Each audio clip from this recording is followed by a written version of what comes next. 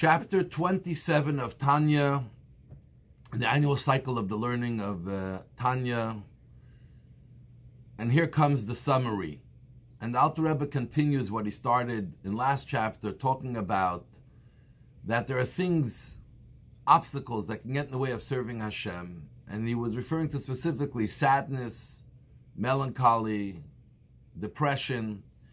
And here the Alter Rebbe continues, is going to address a melancholy that may come, that while a person is doing the regular mundane activities, all of a sudden they start feeling bad about the thoughts that are coming into their head, thoughts that are not appropriate, that are not within the spirit of Torah, that maybe are sinful thoughts that if they would act on upon them, they would actually be sins. But in the thought world, they're not necessarily sins itself, but they're sinful thoughts that are coming to their mind. And there may be melancholy. How is it that I am getting such thoughts?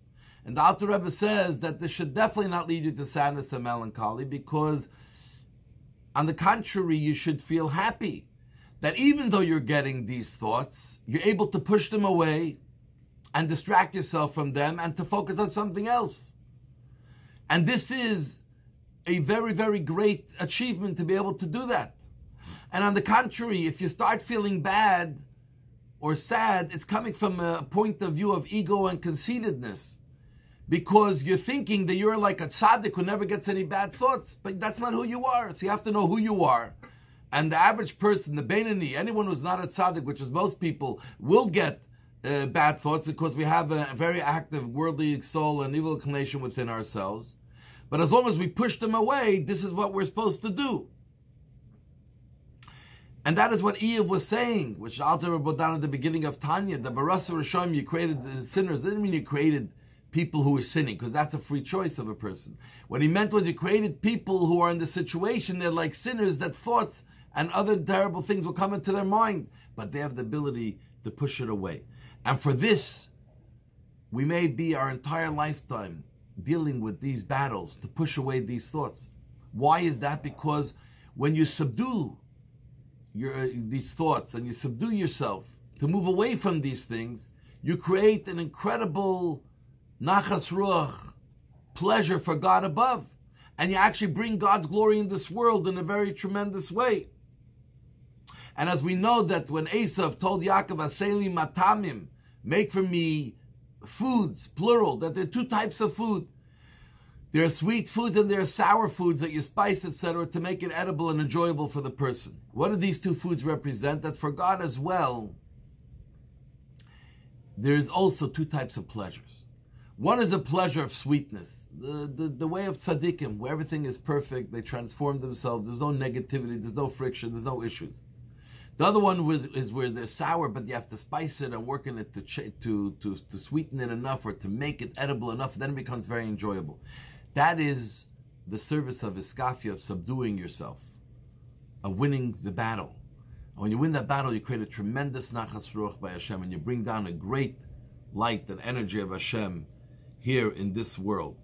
And this battle is not a total transformation of now you do not have any bad thoughts, you have no... But the Chachamim told us that this battle comes in many ways. That the Chachamim, the sages of old, they used to push off their time for eating breakfast an hour or two. Now, eating is something that the body needs and wants, and there's a pleasure in it. And at the end of the day, they're going to eat anyway if it's an hour or two later. And today we can relate it with intermittent fasting, etc. But pushing off a little bit means you're winning over your Yetzer Hara that wants to eat now and take care of its own needs. You say, no, there's something else. I got to learn Torah now. I'll eat when I have to eat, but that alone is a tremendous battle. When you want to say something that's not correct, that falls in the line of lashon hara, evil gossip, etc., and you hold yourself back, you want a battle. That's iskafia. When you do iskafia, Hashem says that whatever you do, you sanctify yourself here in this world a little bit, and I will sanctify you a lot. I will lift you up, and I'll give you the strength to continue fighting and winning those battles. And that is what most people have to face most of their lives. And it's not a negative or a problem, but on the contrary, this is what gives Hashem the greatest joy of iskafia when everyone has iskafia. So therefore, obviously, don't get sad or depressed or feel melancholy that bad thoughts are coming to your mind saying, how can it be? Because that's exactly the way Hashem made it. But you can win over it, and that's where who you are and your strength comes in. So this concludes chapter 27. To see all of our other chapters, go to the Chabad of the Town's YouTube channel.